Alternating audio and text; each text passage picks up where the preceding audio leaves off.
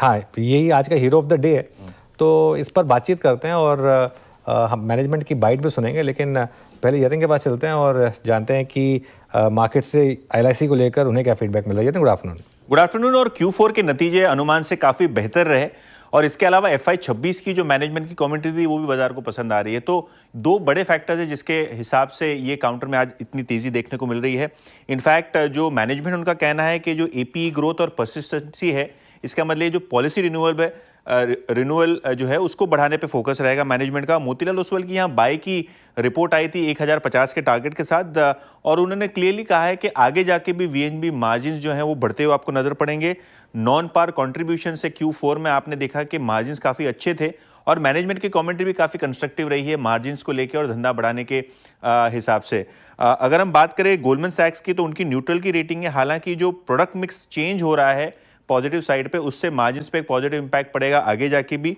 In fact जो management है उसकी गाइडेंस है कि मीडियम टर्म में यहां से भी मार्जिन्स बेहतरीन रहेंगे। तो कहीं ना कहीं जो मैनेजमेंट की कमेंट्री है और Q4 के नतीजे हैं, वैल्यूएशन के लिहाज से भी यहाँ देखने को मिल रहा है आपको एक शानदार तेजी का मोमेंटम। और सुन लेते हैं मैनेजमेंट की भी बाइट, जहां उन्होंने क्लियरली ग्रोथ पे फोकस करने की बात CNBC आवाज से की है। करंट ईयर में Q1 का जो प्रीमियम ग्रोथ रेट है वो अच्छा लगता है कि आने वाले टाइम में वो अच्छा ग्रोथ रहेगा। और मेरा ऐसा मानना है कि डेफिनेटली ग्रोथ रेट जो है हम लोगों का लक्ष्य रहता है कि डबल डिजिट ग्रोथ मिनिमम हो, उस लक्ष्य में हम काम कर रहे हैं। हम लोगों का भी हेल्थ इंश्योरेंस प्रोडक्ट है, but it is not indemnity product, it is fixed benefit product. But हम लोग भी अभी जो है आपको भी मालूम होगा कि हम लोग भी चाहते हैं कोई हेल्थ इंश्योरेंस कंपनी में हमारा भी स्टेक हम खरीदेंगे, सो दैट IRDA का ये जो लाइसेंस आएगा, नया कानून आएगा, वो आए या ना आए, will be in health insurance space जो है एक खरीद के कुछ हिस्सेदारी खरीद के उसमें हम रहेंगे, हेल्थ इंश्योरेंस का काम करेंगे।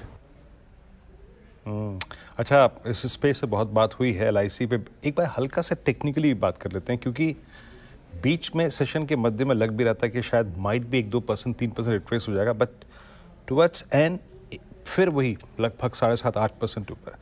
आज की इस कैंडल के साथ ये अपने वो जो करियर की हाईएस्ट ट्रेजेक्टरीज के जोन है उसके नज़दीक जा चुका है। आशीष कयाल जी, मेरे को नज़र आ रहा है चार्ट्स पे, क्लियरली नज़र आ रहा है कि हिस्टोरिकली इसके चार्ट्स में 880 से लेकर 900 के बीच में, 910 के बीच में बहुत सप्लाई रही है। आप देखिए जनवरी 2024 के चार्ट, आप देखिए जनवरी 2025 के चार्ट। क्या LIC एक बड़ा सप्लाई जोन आज या फिर बड़ी सप्लाई एब्जॉर्ब कर चुका है क्या? अगर ये कल के बाद 940, 950 के ऊपर सस्टेन हो तो कितने स्ट्रॉन्ग चांसेस है कि 1000 के ऊपर डिलीवर करे? आपका टेक्निकल व्यू क्या है इस पर? बिल्कुल वीरू, अगर देखिए तो आज का जो कैंडल बना है, जो रैली शुरू हुई थी, इसने लो बनाया था जो 9 मई को, वो अराउंड 758 के आसपास बनाया था। उसके बाद से जो रैली शुरू हुई उसमें सबसे बड़ी कैंडल है, तो ये गुंजाइश है कि ये थर्ड वेव हो सकता है जिसमें मैक्सिमम मोमेंटम होता है और सबसे कम टाइम में सबसे ज्यादा डिस्टेंस कवर करता है।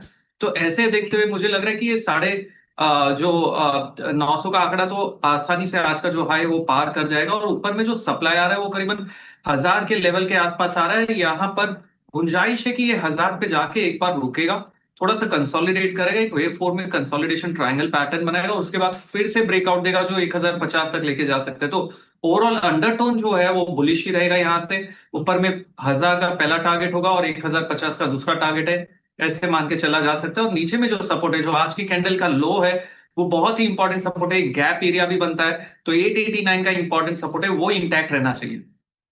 ओके, चलिए।